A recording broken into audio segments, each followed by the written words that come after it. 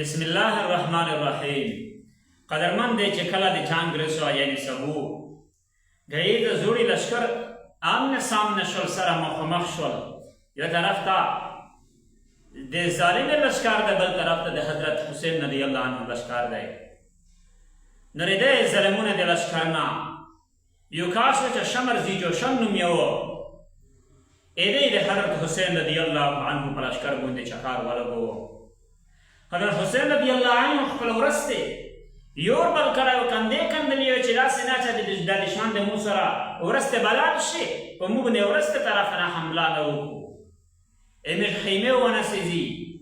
نشته مطلب نور نقصان ونه رسوي. نور شمر زیر جوشن چې کله دغه حالات ولید دغه یوري ورسته طرف نه ولید د حضرت حسین رضی الله عنه ته وایي چې ای حسینا تو په دنیا باندې ژوند پر یو خورا کو. حضرت حسین رضی الله عنه ورته فرمایي چې او شمر ذیل جوشنا الیه یورت زید حق دوریه اذا کاته ز د مکه نه ولایا ته څه په فرمایش نه ولایا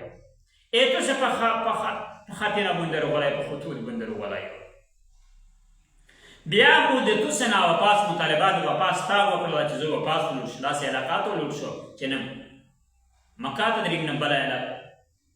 خپل مطلب په دیهات سے خلک سره ای باندې سی نه خلک باندې وخت راو لکه دې باندې ور خلک وخت راوي خپل مطلب ده نه پچاو نه کور یور لري زه دا څه ژوند راو تو سوات هم څنګه پرېښو وې څه تو د مو سره جان کوي تو سره بن ظلمونی زم ظلمیو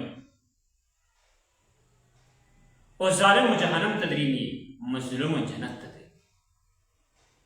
پدې دوی مسلم بن عوسجا دا د حضرت حسین رضی الله عنه د لشکر نه یو تکړه سویو ډېر بهادر سویو دې ورته ویل چې اے امام حسین رضی الله عنه مت اجازت وکا چې شمر ذل جوشن داس په ټکانه درته ورساو چې مطلب پلور انیکته خبره وي. حضرت حسین رضی الله عنه ورته فرمایي چې نه یا پر زه حمله یعنی میش د لشکر نه په دې د ګناه حمله نه کیږي چې څو پر دې د میش باندې کړی دی. نو قدرمن دی دا د اهل بیت احتیاط کوي، دا د اهل بیت د امت سره اخم او درب دی چې دشمن ته مخامخ دی صبر ته هدف دی مثبت ته ټارګټ دی لیکن بیا هاندای ورته چې نه اول تیر چې ته کومه نو قدرمند الله د ظلم نه په دنیا کې شو سکی. الله پاک جل جلاله دا